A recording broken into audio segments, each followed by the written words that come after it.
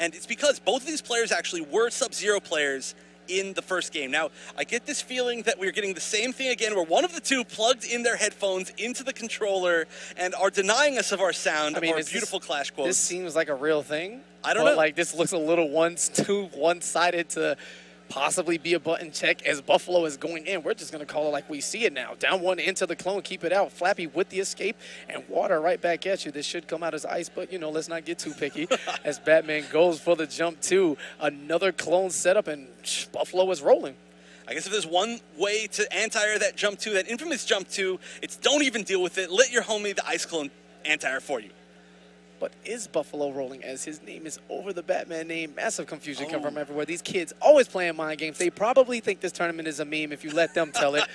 And Sub-Zero is going to walk Batman down into the corner. We talked about the ICS in the entirety early this season. A lot of players not really diving deep into the DLC characters because they had 30-day bans. And with a tournament literally every week, it's kind of hard to structure that into the meta of what the season, you know, foretold. But Buffalo, as you said, going Sub-Zero all the way. He's been available for about 2 months now and here to show us exactly what this character can do as FLAPY is dealing with this insane corner pressure right on cue. Here's the ice clone to come back out. Yes, it is. Corners himself. Wow, and he has just not let FLAPY get anything started until right now, and FLAPY's going to have to make so much damage back. Of course, Batman can do it. Sub-Zero has some great defensive options. He's always got to be worried about just randomly throwing out that clone.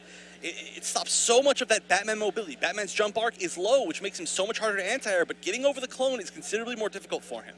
Right, putting the ice clone in the air where you absolutely have to hold that. Can't walk, can't jump, deal with this pressure. And of the oldest kind, that is a quick 1-0 to the player select. We go get an update on that and make sure that Buffalo is Sub-Zero. I'm almost 100% sure. Now, in the past, of course, Buffalo, he started off playing Captain Cold. He switched to Superman, and then Sub-Zero came out. He completely switched over to Sub. He's still got the other ones in the background, but FLAPY, he's been a Batman player, he's been a Supergirl player, so I'm pretty sure that he's the one playing Batman.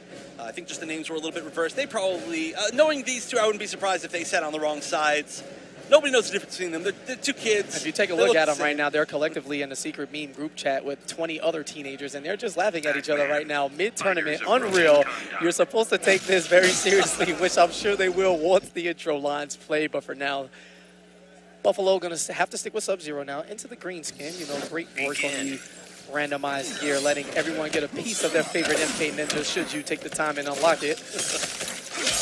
Gotta love Reptile, my favorite ninja, but switching it up, now he should be able to throw acid balls, acid clones, that would be sick. Yes. Regardless, he's going to keep that same sort of pressure. No, actually, the moves do not change. I wish they did. That'd be cool. But, oh, wow, sliding all the way. I can't believe it had that much invincibility to get all the way through the clone.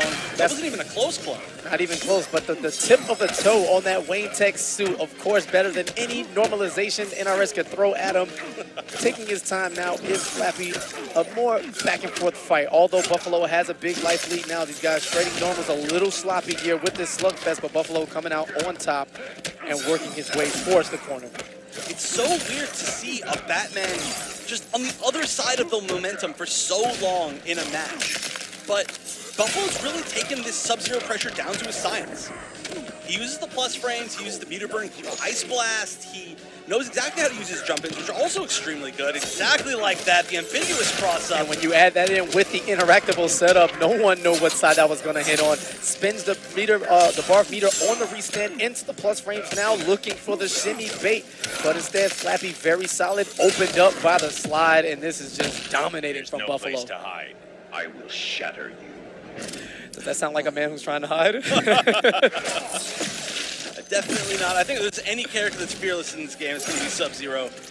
And you kind of got to play him fearless too, but what a life lead, and that's going to be it. I'm assuming there's not going to be a drop. Buffalo going up a quick 2-0, not letting FLAPY out of the corner for more than just a few seconds each game. Sub-Zero. It's just overwhelming right now. We didn't even get to see the entirety of that beautiful stage in like conduct. It's so pretty, and if you get to the left, there's like a cute sunset stuff, and then everybody gets to be all happy, and then Batman players do their jump two without regard, and then everybody dies, and it's great. But Buffalo, being the evil party pooper that he is, locking FLAPY down into the corner with those ice clones and great air-to-air pressure now. Here we go, game 3.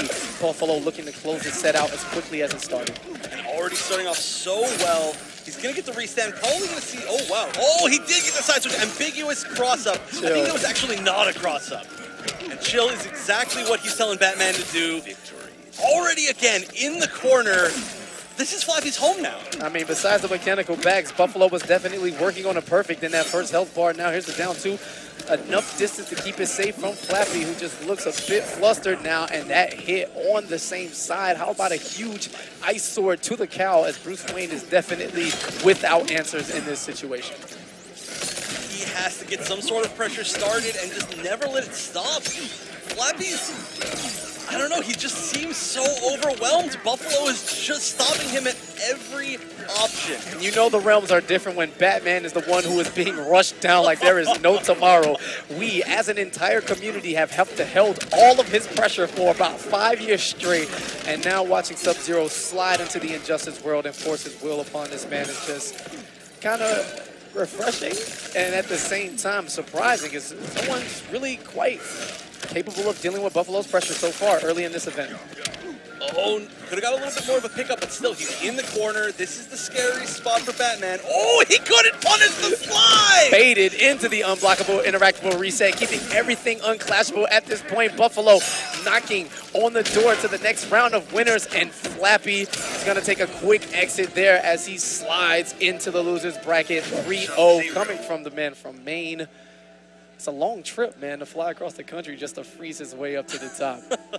Wow, that was some incredible Sub-Zero pressure. Like, okay, so we were talking about that we very rarely get to see Sub-Zero. There are like 3 players max that use Sub-Zero, right? Hey, let's wait for this awkward hug right quick. Oh. Yeah, they're like 12. Hold on. No. Oh, denied! Yes! Denied. The absolute denial, and FLAPY just actually became